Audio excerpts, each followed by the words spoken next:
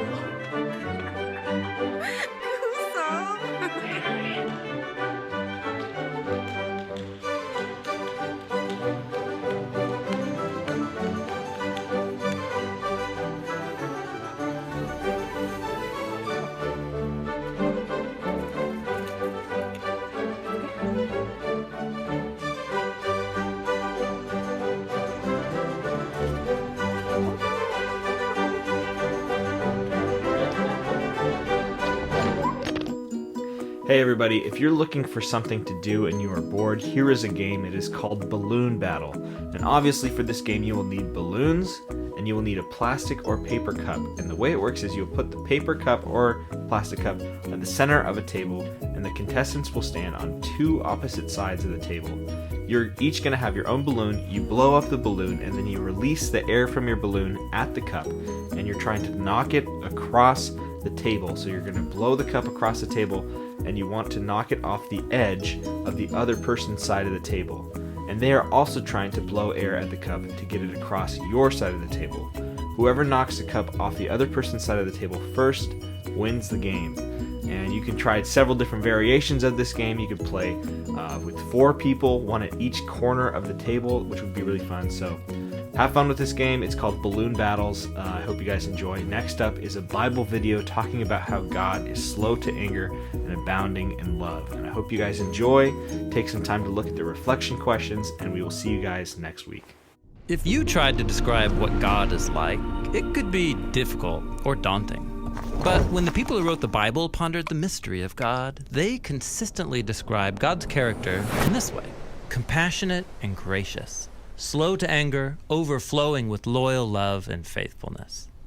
We're going to look at this third phrase, that God is slow to anger. Now, that might surprise some people. Isn't the God of the Bible mostly angry, striking people down for their sins? Well, it turns out that God's anger in the Bible is way more nuanced than that, and way more interesting. In Hebrew, the phrase slow to anger is pronounced erek apayim, or literally long of nose. But what does God's patience have to do with a long nose? Well, first, we need to look at the common biblical Hebrew way to say that someone is angry. Their nose burned hot. Like in the story of Joseph, when Potiphar thinks that Joseph tried to sleep with his wife, his nose burned hot. It's usually translated, his anger burned. It's describing how your body, especially your face, gets hot when you're filled with anger. And so in Hebrew, the main words for anger are either nose or heat, or hot nose. This is why a patient person is called long of nose. It takes a long time for their nose to get hot. Like in the biblical proverb, a person's wisdom is their long nose. That is, their slow anger.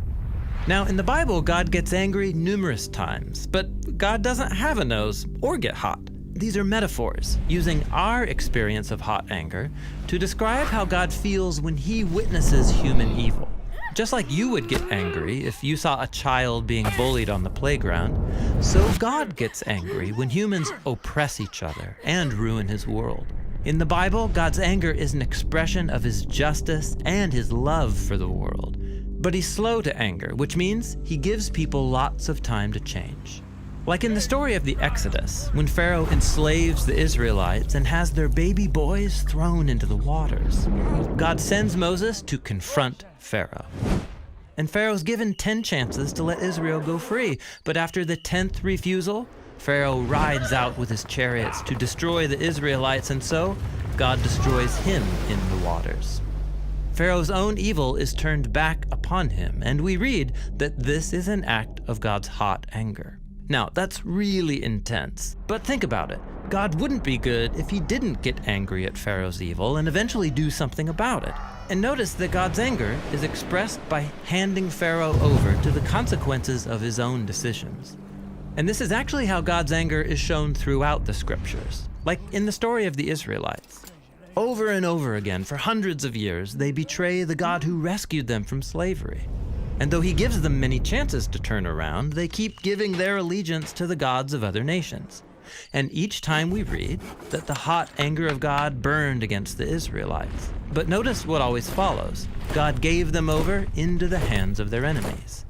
Israel wanted to serve the gods of other nations, and so God, in his just anger, gives them what they want, as those nations circle back and defeat Israel. This is similar to what the Apostle Paul says in his letter to the Romans. He says God's anger is being revealed against human evil, and then 3 times he says what that looks like. God hands people over to their destructive desires and decisions, even if it leads to death.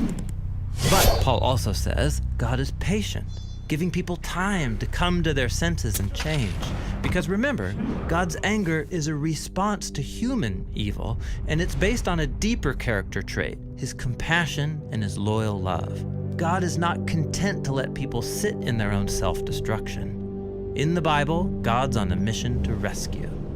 This is why Jesus said that he was going to Jerusalem to die, as a demonstration of God's love for his enemies. He would stand in the place of his people who were choosing self-destruction and take the consequences of their decisions upon himself.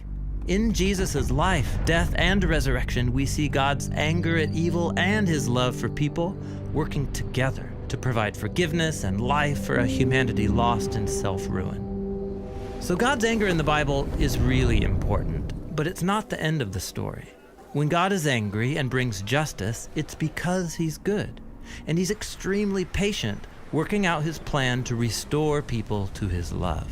And that's what it means to say that God is slow to anger.